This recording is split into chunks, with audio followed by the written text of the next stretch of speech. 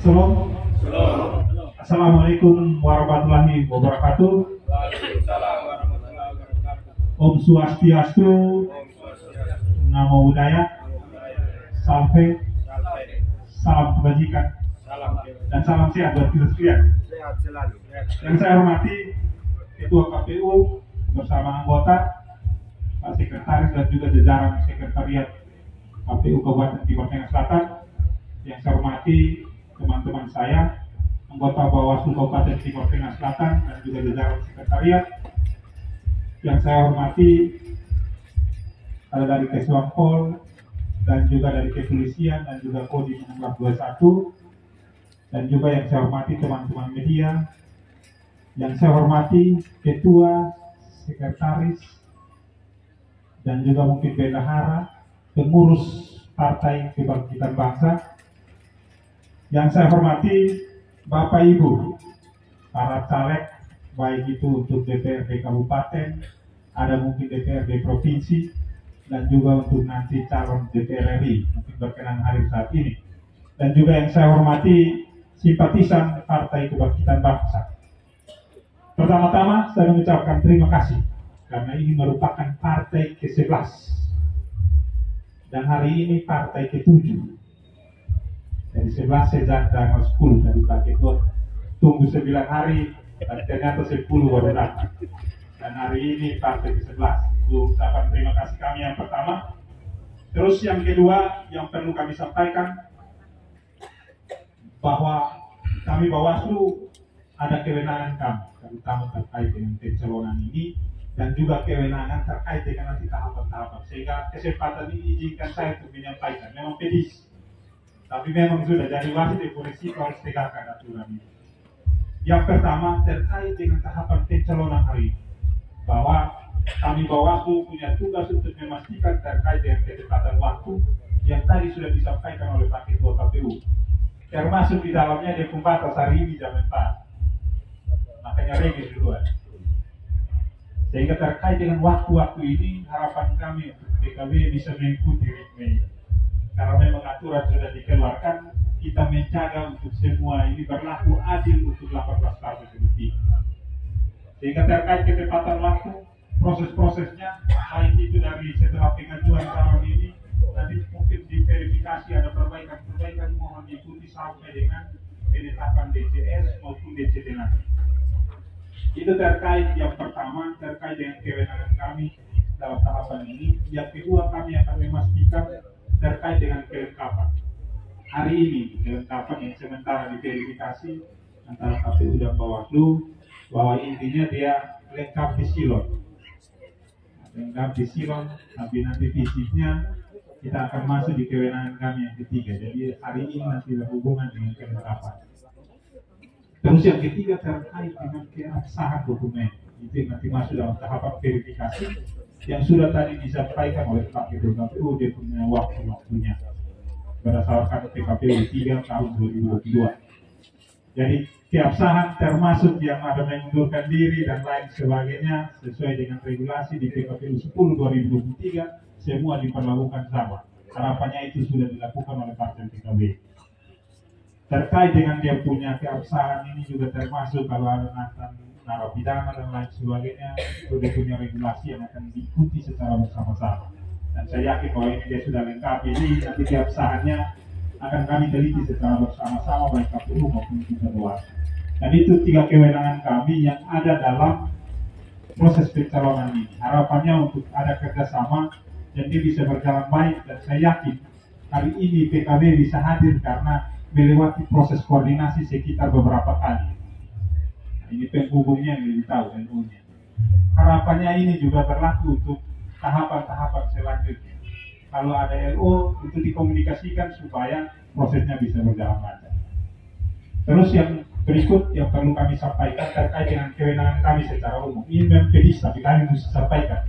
Karena kami sebagai pelaksana peraturan perundang-undangan wajib untuk menyampaikan. Yang pertama berkaitan dengan proses ini saat ini saya lihat sudah kampanye banyak. Ini masih ruang sosialisasi. Kami masih mengenal sosialisasi, tapi harapan kami untuk PKB jangan menggunakan fasilitas-fasilitas umum karena itu larangan diaturan, sekolah, tempat ibadah, tempat publik. Sehingga hindari sudah untuk jangan masuk ke situ, karena masyarakat kita kami sudah sampaikan. Bapak Ibu akan dinilai kalau Bapak Ibu masuk ke sana. Dan ini mohon untuk dijaga, meskipun tahapan kampanye masih tanggal 28 November dan akan berakhir pada tanggal 10 Februari tahun 2024. Itu dia tahapan. Tapi harapan kami untuk PKB jangan menggunakan fasilitas umum karena itu dilarang di regulasi. Itu yang pertama. Yang kedua, harapan kami untuk PKB juga menjadi salah satu partai yang menolak politisasi sara, suku, agama, ras, dan antar golongan. Karena ini yang akan merusak demokrasi kita, termasuk di dalamnya money politik. Ini yang bohong pasti panjang ya. Tapi memang baik tidak baik kami harus sampaikan ini. Karena itu dua hal itu yang merusak demokrasi kita. Kita bersaing secara sehat, silakan ada 18 partai, silakan jual visi-visi dan lain sebagainya, bekerjalah dengan sehat, dan nanti masyarakat yang akan menentukan pemilih.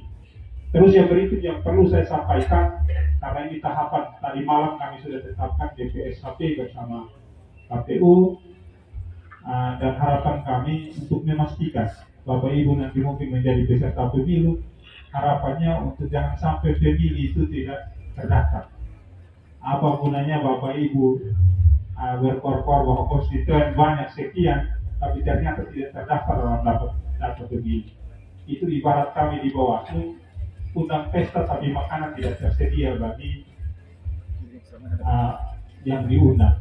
Sehingga mohon untuk PKB juga bisa memastikan konstituennya sudah terdata.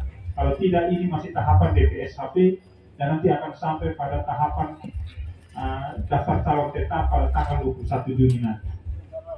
Ini tahapan yang perlu diikuti untuk bisa diperhatikan, supaya bisa berjalan secara bersama-sama. Terus yang berikut, kewenangan kami secara umum ada 3. Yang pertama, itu berkaitan dengan pencegahan.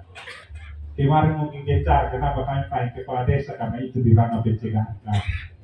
Dan itu dibenarkan secara regulasi, sehingga waktu itu kami panggil untuk klarifikasi, kami sampaikan memang undang-undang. Tolong jaga karena ini sudah tahun politik.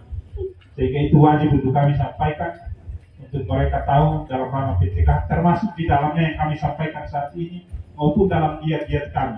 Itu karena dalam bentuk kewenangan kami berkaitan dengan pencegahan, termasuk di dalamnya dalam kami melakukan pengawasan melekat. Ini menjadi kewenangan kami. Yang kedua, kewenangan kami pencegahan, kalau memang tidak menjadi penghujung dan itu alternatif terakhir itu di penanganan pelanggaran. Tapi ini perlu saya sampaikan bahwa di penanganan pelanggaran ini saya perlu sampaikan kepada Bapak Ibu bahwa secara waktu kita bekerja di pemilu itu ada waktunya.